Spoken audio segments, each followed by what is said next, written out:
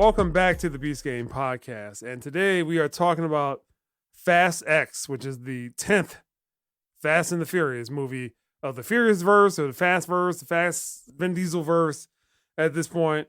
Directed by Louis Leterrier, which is like, yo, where you been at since second theoretically Marvel MCU movie? That one. Okay. The one with Edward Norton.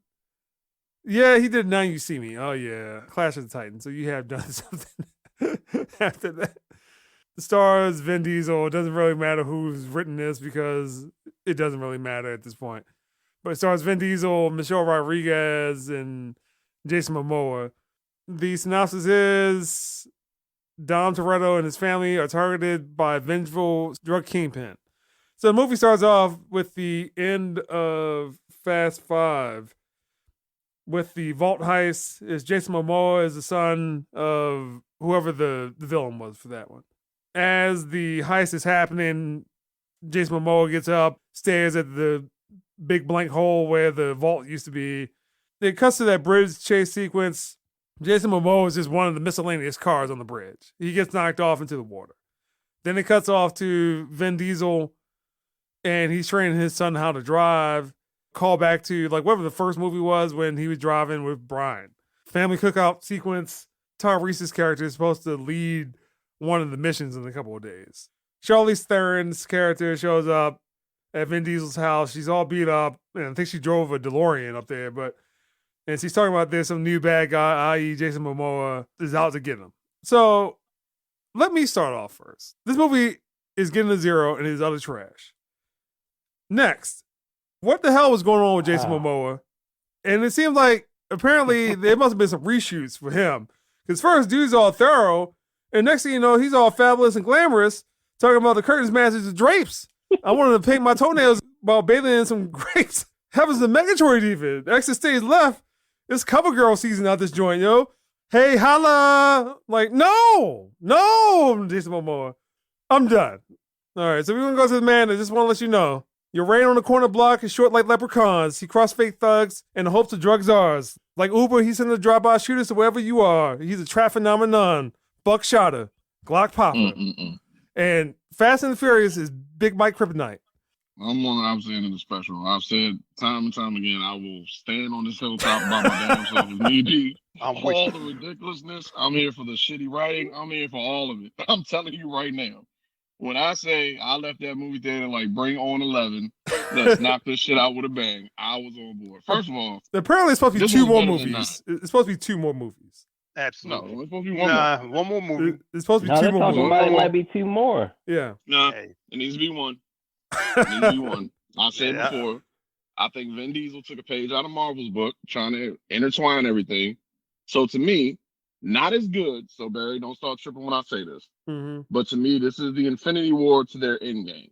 11 needs to be it. We need to just leave it at 11, wrap up whatever you need to wrap up. That's it. Let the thing die. It shouldn't have made 11 movies to begin with. But like I said, I'm here for all the ridiculousness now. I don't even care. There were times in the movie where we would all look at each other and just bust out laughing because it's like, hey, at this point, what else? These motherfuckers been to space. They turn the missiles with bare hands. Damn, Dom Toretto, I think Matt made a point, is like playing fucking ping pong and soccer and shit with a car with a fucking nuclear bomb. Basically, it's Plinko in the middle of that. Turn Rome into a pinball machine. That was Fast and Furious pinnacle. That was it. Yes, the writer's sitting in the room going, what's the craziest shit we can come up with involving a car? Let's do it. Fuck it. Why not? He literally dropped the car out of a fucking plane and landed on 2 other cars. No damage. Still driving. Guess what? I don't care. I'm here for it. I'm all the way here for it. All I'm telling you is better than 9. I can't get into too much because it'd just be spoiler central, so I'm not going to get into that. It's Fast and Furious formula. If you liked any of the other ones, again, it ain't 5, it ain't 6. Some of them, yes, better storylines, better action, all that kind of stuff. This probably falls more in line of like 8, 9. Kind of like, it's getting ridiculous, but again, I'm here for it. Turn off your brain and enjoy it. It's popcorn all day. The popcorn is popping. It's going to continue popping. And we need to get to 2025 because the thing I liked about this one was, to me, I watched 9 again today. To me, 9 had parts where it kind of got a little slow. And it felt like I felt the 2.5 hours. I didn't even realize this one was 2 hours and 21 minutes because it kind of started. And then once it started going, I was like, oh shit. Like it just kept moving. And then I got out the movie. I'm like, yo, it's like 6 o'clock. Like, what the how long is the damn movie? I was like, oh, it's 2:21. I said, I know it's good now because I didn't even feel it. I was sitting there just entertained the whole time. I like John Cena's character in this one better than I did the last one. And yeah, like I said, I can't get into too much else without getting all the spoilers. We can talk about all that shit on the spoilercast. But for me, I like the movie. I think it's right on par and it sets you up perfect for 11. And I'm ready to go out with a bang, like I said. All right, Matt. I'll go with Mike too. I liked it as well. Yo, I think, oh man, no. I mean, I liked it because how worse can it get? Seriously, after 9 in space, like how worse can it possibly get? So Didn't when they, you go in there, catapult themselves across the chasm in that last movie. Yeah, but I'm not saying like go in there, turn off your brain.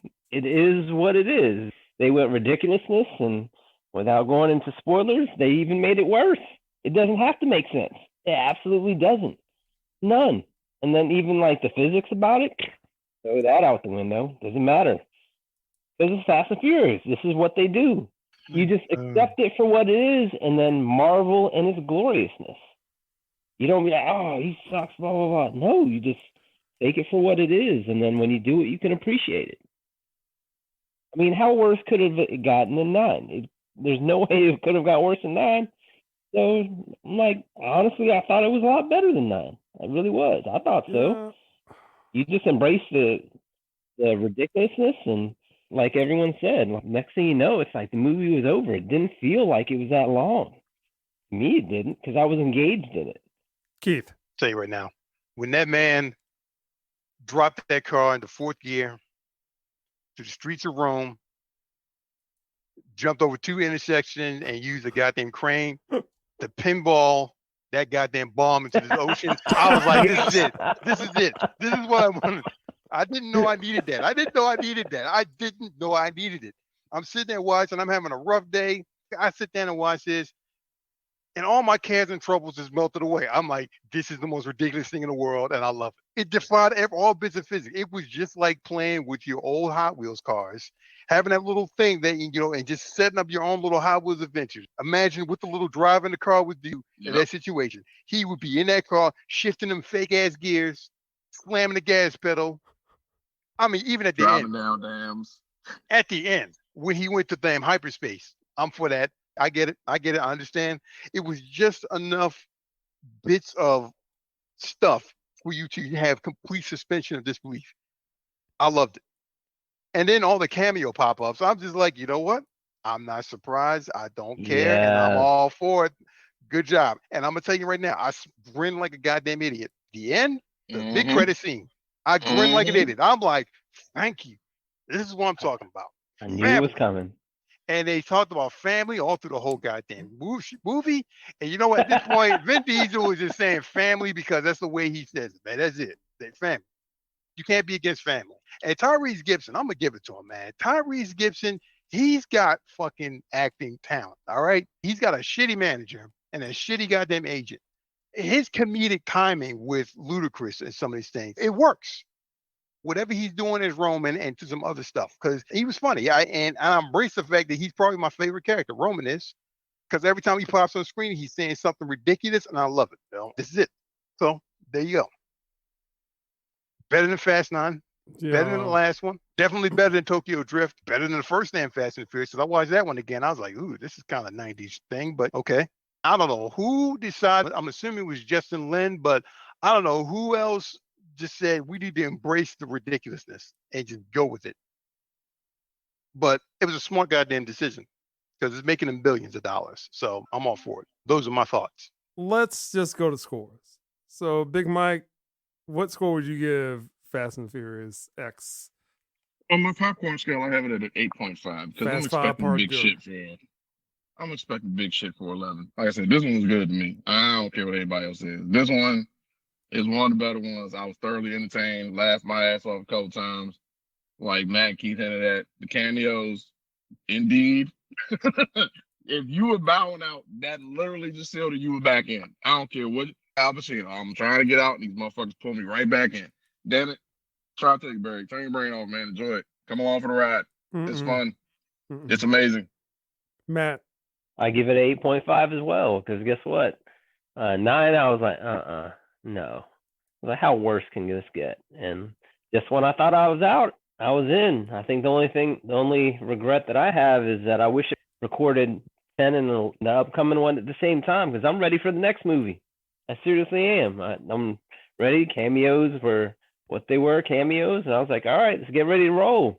I want them to make another 10 more of them. Not really, but. Well, Y'all on Mike said board for earlier. that. The whole Fast and Furious universe. You got Alan Rickson. He was actually the only decent person in this whole movie. I'm pretty sure there's going to be another. What's the spin-off movie? Yeah, I'm pretty sure there's going to be a part 2 to that. I'm Yeah, pretty it'd sure probably this be is one We with- got a taken lot to talk behind. about. Tyrese and Ludacris. That's probably what it's going to be. They need to. They work well together. They're That pretty shit funny. works. All right. Keith. Can't wait. Keep the spirit going. I'm gonna give this thing an 8.5. This would have been a 9 for me is if there was a Transformers cameo. That would have been the only way for this thing to improve in any way, shape, or form. Like that shit would have fit at this point in the game. But no, 8.5 is generous. I mean, this is not high cinema art. There's far better action movies. Movies have done some better stunts, but honestly, the stunt work for what they were doing, the car chases, like they know their audience. Like at this point, it's a formula that they know. They're doing well with it. I love the cameo, bringbacks and stuff. I love the little throwbacks. Jason Momoa was acting a little inconsistent, but I'm assuming that was because they kept some footage from when Justin Lin was directing before he just dipped out and left. Said, I'm done. Then Lil Leterrier just went stupid with everything. You know? I'm not sure what he was doing. Another part is Jason Momoa is at that stage where he can kind of dictate what he wants to do as well. So I don't know if that came from him or Louis Leterrier, but honestly, the character Dante was different enough. He wasn't someone you can take too seriously, but his plans were actually get a little MacGuffin-y, where it's like, I've got this device now, I'm going to figure this out. Everything falls within my master plan. It's like, okay, but whatever. Going with it. I like him. The little twists, little turns. I don't understand how you can't not like Yo, this. the curtains match the drapes, yo. Oh, that shit's funny, yo. I love it, yo. I love it. I love it. He's a big 6'5", like a metrosexual. I fucking love it. Painting dude's toenails, yo. Dude painting his toenails, wearing some damn blouses and some silk like onesie. That's what I'm saying. Yo, that shit. He was so over the top and ridiculous, and I love that shit. That's what I'm talking about. That's the Beast Gang podcast. The rest of the Beast Gang, they smoking that stuff. Nah, man, you need to get off of that zero thing. Reserve zeros for Star Wars, all right? Yeah, y'all smoking that stuff, yo. It ain't no way. Ain't no way. Like, this is Bizarro Beastcast. But, all right, that's Beast Gang Podcast.